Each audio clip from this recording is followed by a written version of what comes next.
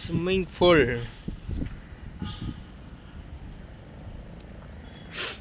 Hi fans, உங்கள் actor Rasu. இப்போ பார்த்தீங்கன்னா பேக் கேமராவில் காட்டுறாங்க. அப்படியே படுக்க வந்து குளிச்சுட்டு டயர்டானால் படுத்துக்க வந்து பெஞ்சு செட்டிங்லாம் இருக்குது. ஆக்சுவலி பார்த்தா நானே அதில் தான் உட்காந்துருக்கேன்.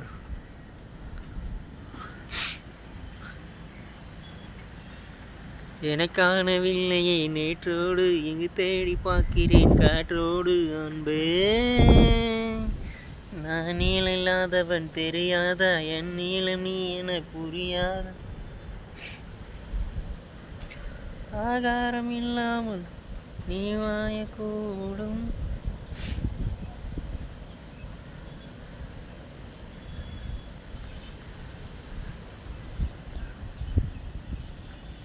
கப்பல் எங்கே போகுது தெரியுமா?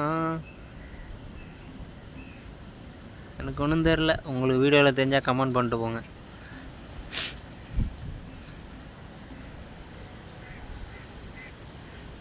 கப்பலை மறைச்சிட்டாங்கப்பா.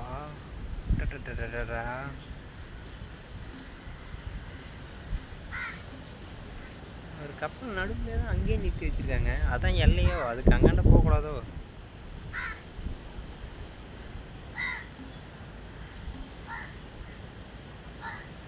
இந்த அலை எப்படி உருவாகுதுன்னு சொல்லுங்கள். இயற்கை ப்ளஸ் செயற்கை ப்ளஸ் இயற்கை அலை உருவாகுது. அதனால தான் அதுக்கு பேர் இயற்கை.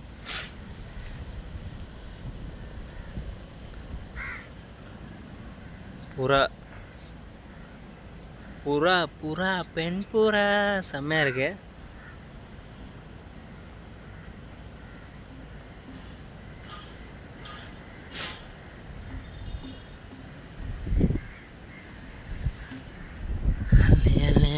அள்ளி வந்தா எங்கே வந்து போய் ஒன்றும் செட் ஆகலையே. நம்மை போல யாருமில்லை.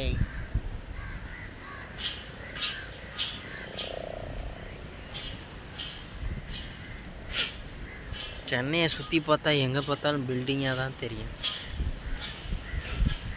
அது பல பேருக்கு ஃபீலிங்காக தெரியும்.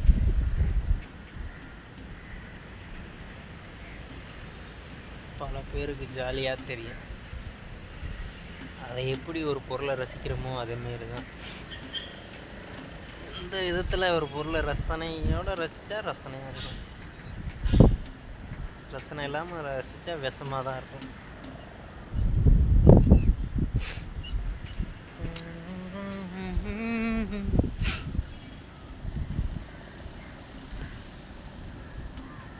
வீட்டை கட்டிப்பார், கல்யாணத்தை பண்ணிப்பார். அது அந்த காலத்து பழமொழி. இந்த காலத்து பழமொழி.